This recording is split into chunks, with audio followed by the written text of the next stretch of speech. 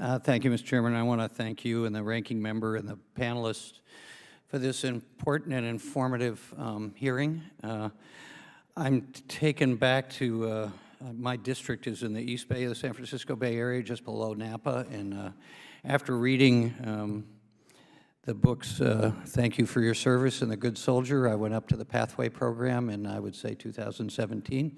And it seemed, at least to me, that that was evidence of the VA, the Department of Defense, really working with the affected and the protagonist, of course, in those books, having followed him to the surge, being in combat, coming back, going through his own family pressures, and then getting to that program, which was sort of following the yellow brick road of best services, and then the tragedy that ensued at that facility, just strikes me of the complexity and the difficulty of what you all are dealing with.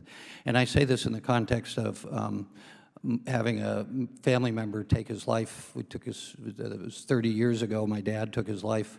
When law enforcement found him, one of the things left in his wallet, he didn't have much left of his wallet, was a unit certificate of valor from when he was a combat veteran in World War II. So having spent a lot of time from a personal standpoint and professional standpoint, having introduced bills here in the state legislature, working with people like you on how can we promote this, my question to Dr. Franklin and to the RAND is the stigma that still surrounds the military in particular, but also the general public about suicide and behavioral health. And in the context of in the Bay Area, and here I go out to NIH, I go to the University of California in San Francisco and to Stanford in this remarkable period of discovery that we're going through in terms of behavioral health and identifying the genetic and the atmospheric, the environmental consequences. But one of the things that's our biggest stumbling block is still societally, and with all due respect to my colleagues who talked about faith, and I completely agree with them, with spirituality, but having grown up with my father in a devout Catholic family, that side of it, the dogma at least, wasn't very reinforcing to him being able to go and talk about depression. Now, that was his generation, but this still strikes me sitting here, and particularly with what I've read, which is limited, but probably more than the general public, about the people you're seeing and having seen the Pathway program, the challenges to get through that first step and to sustain that so somebody gets the help they need strikes me as one of the real challenges of our lifetime. At the same time, we're getting all this wonderful research that's showing us how we could deploy this, and I'm taken by psychologists, psychiatrists, providers who have come to me recently and said, because they know I have an interest, that since the ACA, there's a 75% increase in the request for behavioral self-services, but there's a 25% decrease in young people going into these fields professionally.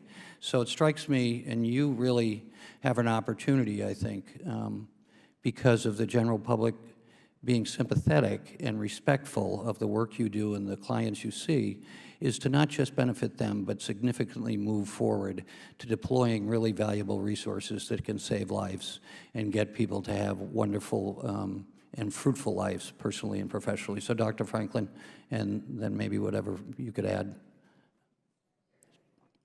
Nelian's going to start. Sure. Thank you very much for raising the issue. There are multiple barriers to care and multiple barriers that individuals experience in their help-seeking behaviors. And I think it's really important that we put those barriers into different types of buckets, not lump them all under the concept of stigma.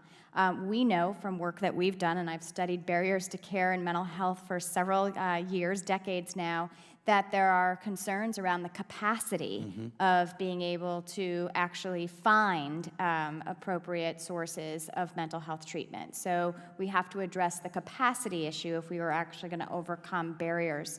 And while we do know that there are concerns about how others might think of you if you were to receive mental health services, that is often what we refer to as stigma.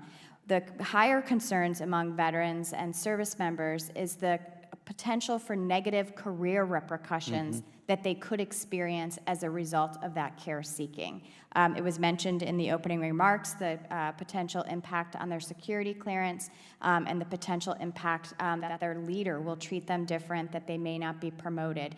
This continues into their veteran status, so it doesn't necessarily go away when they leave the military. But if I can interrupt you just because I'm at the near end of my time, but a lot of these, the stigma also is a community psychological problem, but then policies reinforce that. So we can change the policies, and specifically when you come to issues like that, and the support system professionally and personally. So we have a lot of research that shows the families, the communities sometimes reinforce and we can change that from a policy standpoint. So stigma isn't just some amorphous that we should wring our hands about. Right. It's reinforced by policy that we set. Absolutely, it's reinforced by policy. And so in my testimony, I talk about the importance of enforcing mental health parity. Yep. Not only will that help make mental health care more accessible, it will increase the number of individuals who may join the workforce because they would get adequate and appropriate reimbursement for the services that they provide. And so that is a policy that will have a direct impact on access and use of mental health care and will impact the rate of suicide as well. Similarly, we need to really address understanding that beliefs about the effectiveness of treatment are promulgated and supported. Treatment works. Evidence-based treatments for most mental health conditions exist, but we need to make sure that providers are equipped to deliver them.